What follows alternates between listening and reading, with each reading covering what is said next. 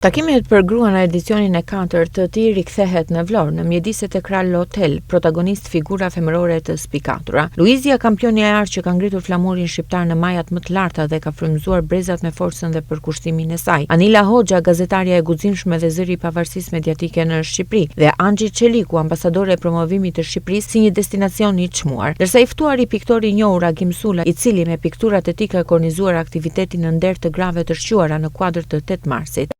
Di moment që është për vlerë, po them pak në pjesën emocionale, ai momenti që është para kampionit Europë, influencojnë nga çdo që është i suksesshëm në profesionin e tij dhe që e ka arritur me mund dhe sakrificë të jetë aty. Apo jetë një pyetje, s'ke për të thënë. Por të gjitha rrezohen dhe adelkan.